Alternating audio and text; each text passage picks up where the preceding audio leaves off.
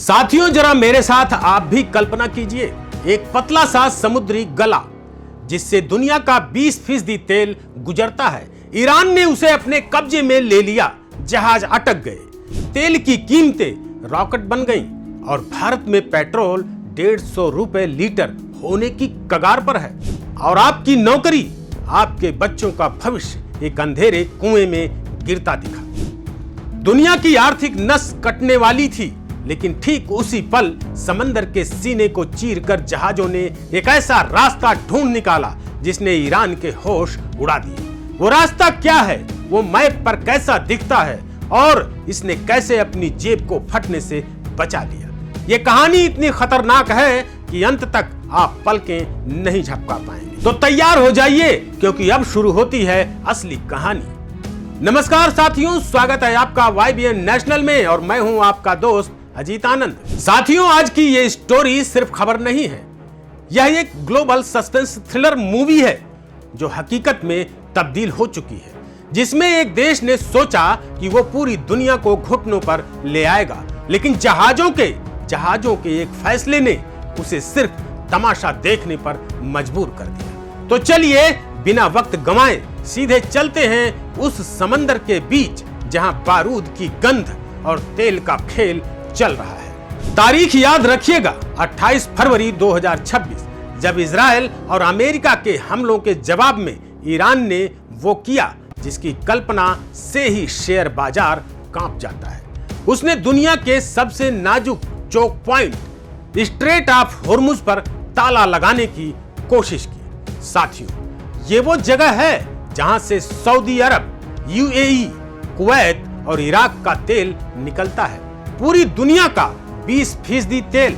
Iran की revolutionary guard ने दहाड़कर कहा, दुश्मन का कोई जहाज यहां से नहीं गुजरेगा। समंदर में माइंस बिछा दी गईं, मिसाइलें तैनात हो गईं। ट्रैकिंग डेटा देखने वाले एक्सपर्ट्स के पसीने छूट गए जब उन्होंने देखा कि होर्मुज में ट्रैफिक 90% गिर चुका है। भारत की बात करें, हम अपनी जरूरत का 85% तेल बाहर से मंगाते हैं और उसका एक बड़ा हिस्सा इसी रास्ते से होकर आता है। दिल्ली से लेकर लखनऊ तक खबर फैल गई, पेट्रोल 150 के पार चला जाएगा। तो सोचिए, अगर ट्रक नहीं चलेंगे तो सब्जी महंगी होगी, अगर फैक्ट्रियां नहीं चलेंगी तो छटनी होगी। ईरान मुस्कुरा रहा था, उसे लग रहा था कि उसने दुनिया की गर्दन पकड़ ली। लेकिन साथियों, यहीं आता है कहानी का सबसे बड़ा ट्विस्ट। ईरान ने सोचा था कि उसने कमरा बंद कर दिया है, लेकिन वो ये भूल गया कि समंदर की कोई दीवार नहीं होती। जब दुनिया के बड़े जहाज मालिकों जैसे मेयर्क्स और CMA-CGM ने देखा कि होर्मुज अब मौत का जाल बन चुका है, तो उन्होंने अपने मैप पर एक पुराना लेकिन नया रास्ता मार्क किया। इसका नाम है cape of good hope route. जरा इस मैप को देखिए। पहले जहाज फारस की खाड़ी से निकलकर 10-12 दिन में भारत या यूरोप पहुंचते थे, लेकिन अब जहाज पूरे अफ्रीका महाद्वीप का चक्कर लगाकर नीचे केप टाउन के बगल से निकल रहे हैं। जी हां, इसमें 15 से 20 दिन ज्यादा लग रहे हैं। दूरी बढ़ गई है, डीजल ज्यादा जल रहा है, लेकिन यहां कोई ईरानी मिसाइल नहीं है, कोई माइंस नहीं है और कोई डर भी नहीं है।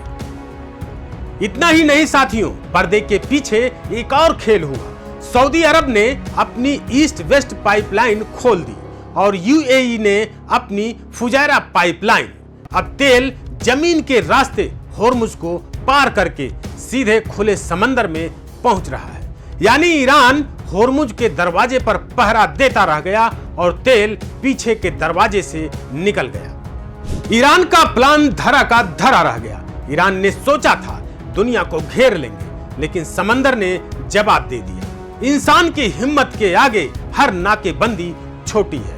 अब आपकी बारी है कमेंट में बताने की, क्या आपको लगता है कि भारत को तेल के लिए सिर्फ मिडिल ईस्ट पर निर्भर रहना चाहिए?